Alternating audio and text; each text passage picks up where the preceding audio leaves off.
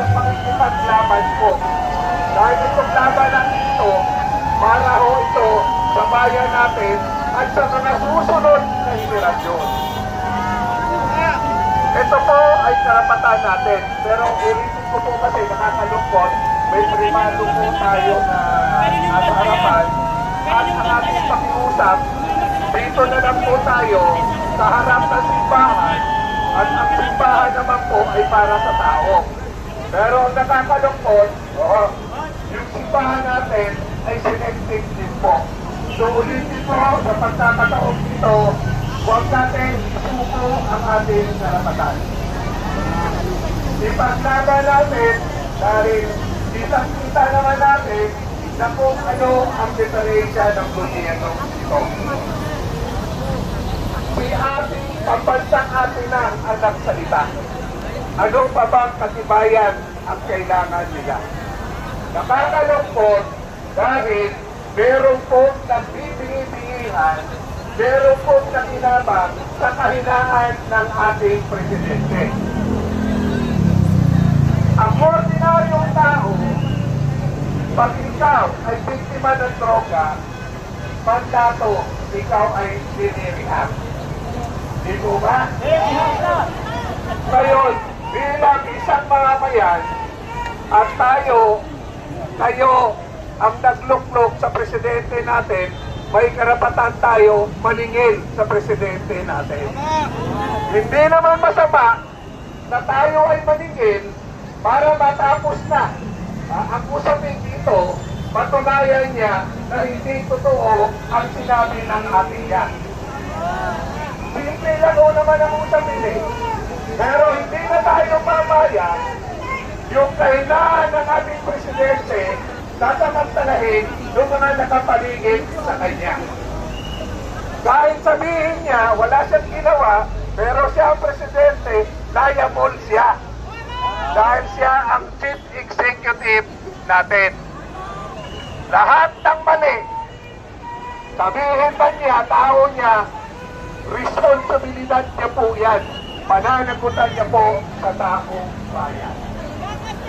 Ulitin ko po, ang ating pong pinaglalaban dito para sa bayan natin, para sa mga anak natin, lalong-lalo na tayong mga ordinaryong tao, ang tinatamaan sa kawalang hiyaan ng gobyerno ito. Pero ulitin ko, ang ating mga kapulisan, huwag po natin ito ituring na kalaban. Ito po ay ating kakampi na pipilitan. Kunti-kunti na lang po yan. Bulag na rin naman po sila eh. Bulag na rin ang ating kapulisan na pagka-ordinaryong tao positive sa droga ay agad-agarang dapat mabigyan ng lunas para hindi na makasakit sa ating kapwa. Pero sa pagkakataong ito, ang ating pinaka-leader na mismo, ang sabi ng pambansang ate na ang ating leader ay nagdodroga.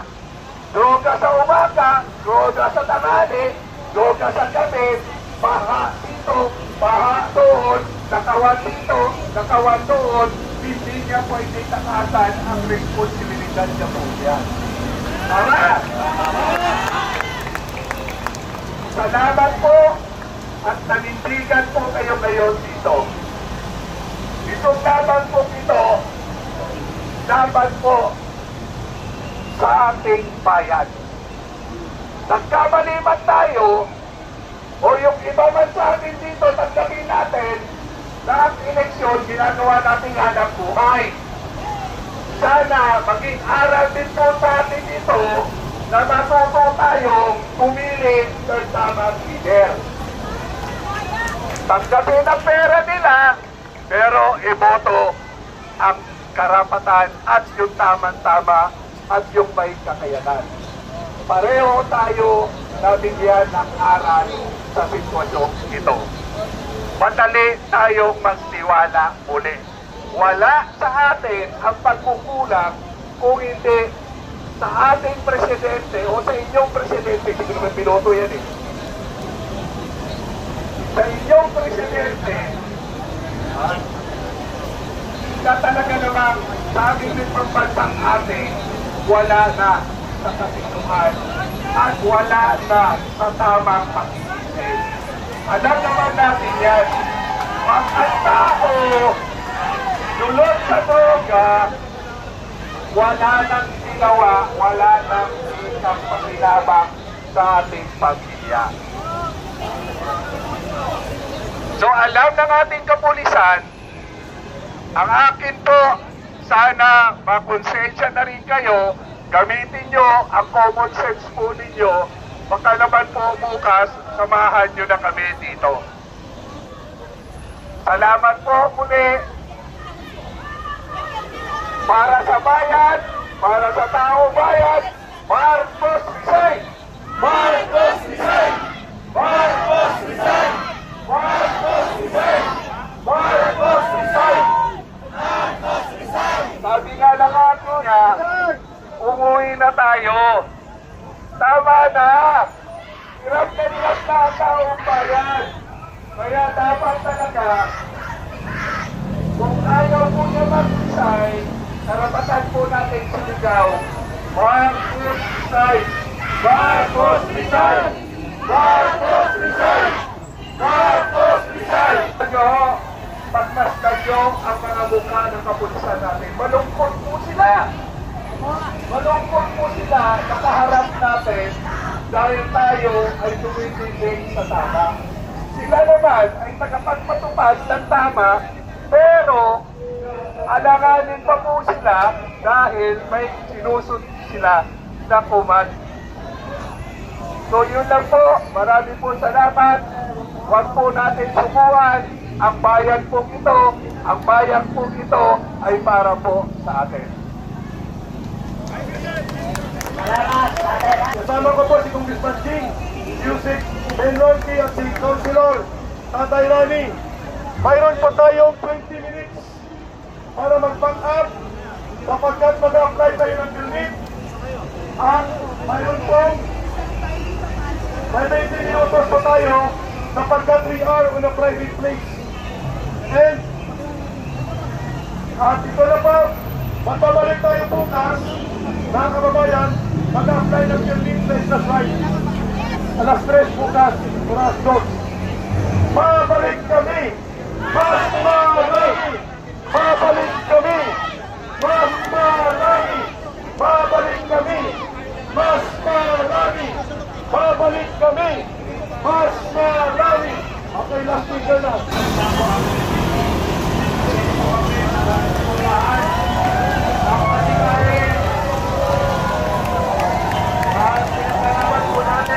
Transparency and accountability. Magkakaroon din po kami ng consultation sa rally sa aming lungsod, sa aming probinsya.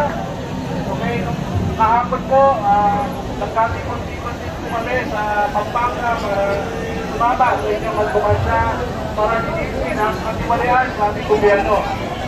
Yan sa ating mga kasama dito po sa ating activity na nagsusumat ngayon. Hanggang kahapon pa, hanggang ngayong gabi, nasamahan natin kayo.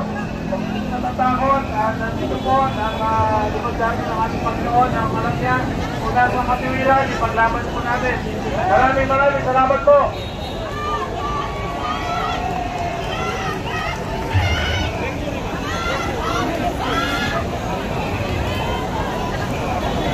Okay, hiwalay-hiwalay na tayo ha, hiwalay-hiwalay. Magawa, inutusan lang National Police sa kanilang lungkulin. Alam natin masakit sa kalooban ng National Police. Pero, wala tayo magawa, susunod lang tayo. Okay, maraming salamat. Oh, continue.